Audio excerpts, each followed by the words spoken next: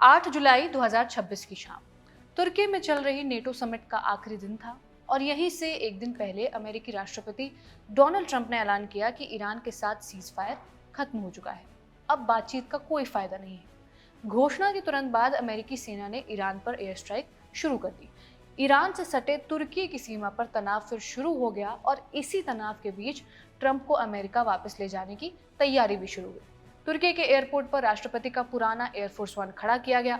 पत्रकारों को प्लेन के अंदर बिठाया गया और उन्हें खिड़कियों के शेड्स बंद करने की हिदायत दी गई। पत्रकारों को तब ये बात कुछ समझ आई नहीं। खैर, राष्ट्रपति ट्रंप फोटो सेशन के बाद प्लेन में आए और प्लेन टेक ऑफ कर गया। यहाँ तक पत्रकारों और अधिकारियों को भी यही लग रहा था कि वो हर बार की तरह राष्ट्रपति के साथ ही सफर कर रहे हैं, लेकिन असल कहानी कुछ और ही थी। ट्रंप उस प्लेन में कभी थे ही नहीं। ईरान से खतरे के कारण ट्रंप को सीक्रेट तरीके से एक दूसरे प्लेन से ले जाया जा रहा था और इस बात की खबर किसी को कानो कान नहीं हुई। व्हाइट हाउस ये दावा करता रहा कि ट्रंप उसी एयरफोर्स वन में सवार थे, लेकिन ऐसा कभी था ही नहीं। अब जाकर करीब 1 महीने बाद इस सीक्रेट ऑपरेशन का खुलासा द वॉशिंगटन पोस्ट ने किया है। अमेरिकी सेना का ये सीक्रेट ऑपरेशन क्या था, ट्रंप प्लेन की बजाय खाना ले जाने वाले ट्रक में क्यों छुपे हुए थे और ट्रंप ने कतर के गिफ्ट किए हवाई जहाज से जाने से क्यों मना किया, सिलसिलेवार तरीके से पूरी कहानी समझेंगे।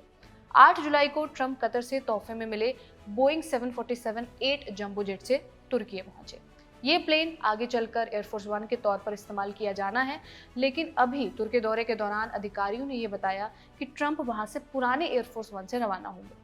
ट्रंप ने सोशल मीडिया पर भी लिखा था कि वो तुर्की आने के लिए इस्तेमाल किए गए नए बोइंग 747-8 प्लेन के बजाय ऑफिशियल एयरफोर्स वन से वापस लौटेंगे।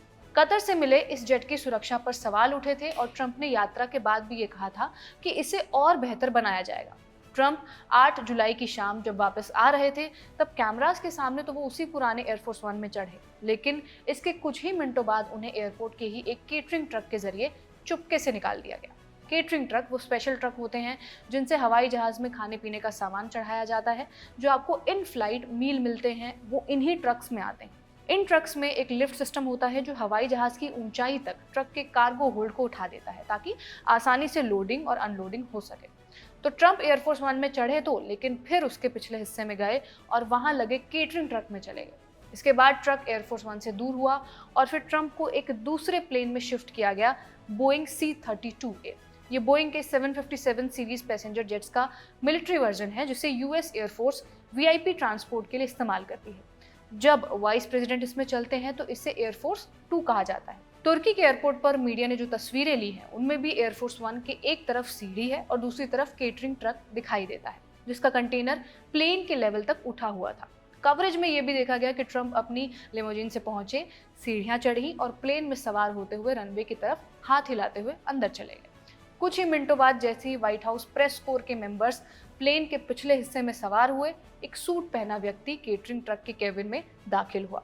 इसके बाद ट्रक के कंटेनर को नीचे लाया गया और ट्रक एयरफोर्स वन से दूर हटाकर पास ही खड़े C-32A की ओर बढ़ गया। इसके बाद ट्रक लगभग 40 सेकंड के लिए प्लेन के पीछे खड़ा रहा। कंटेनर ट्रक को कई मिनटों तक C-32A प्लेन के लेवल तक ऊपर उठाकर रखा गया था। ट्रंप के साथ अमेरिका के रक्षा मंत्री पीट हेग्सेथ भी इसी प्लेन में सवार थे और ये सब इसलिए किया गया ताकि ये फ्लाइट पूरी तरह से नॉर्मल लगे। अमेरिका की हिस्ट्री में ऐसा बहुत कम हुआ है कि अमेरिकी राष्ट्रपति बिना व्हाइट हाउस प्रेस कोर की यात्रा करें। पत्रकार जो अमेरिकी जनता के प्रतिनिधियों के रूप में उनके साथ जाते हैं।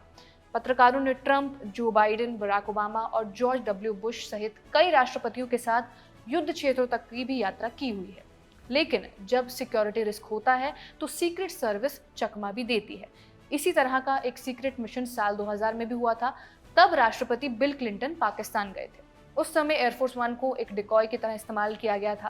पहले एयरफोर्स वन इस्लामाबाद में लैंड हुआ, लेकिन उसमें राष्ट्रपति नहीं थे। वो उसके पीछे आ रहे एक आम से लगने वाले सफेद पैसेंजर जेट में थे। इसी तरह जितनी बार ओबामा जंग के बीच अफगानिस्तान गए तब भी उन्हें टारगेट बनने से बचाने के लिए नई नई ट्रिक्स का इस्तेमाल किया गया। एयरफोर्स वन दुनिया का सबसे सेफ VIP ट्रांसपोर्ट है। 9/11 अटैक्स के दौरान भी जॉर्ज बुश को 9 घंटे तक एयरफोर्स वन में ही घुमाया गया था, क्योंकि सीक्रेट सर्विस ये श्योर नहीं थी कि वॉशिंगटन या फिर कोई दूसरी जगह कितनी सुरक्षित है। पेंटागन पर हमला हो ही गया था तो एयरफोर्स वन बुश को लेकर उड़ा।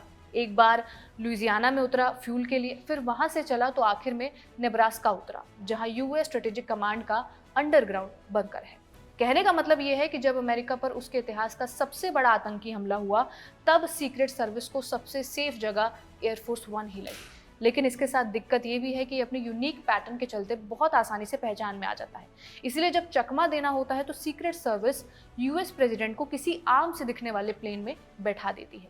तुर्की से ट्रंप को निकालने में यही तरकीब इस्तेमाल की गई, क्योंकि ईरान के साथ जिस सीज फायर पर बात चल रही थी वो तो खत्म हो गया था और तुर्की ईरान के ठीक बगल में भी है, तो सीक्रेट सर्विस कोई रिस्क नहीं लेना चाहती थी।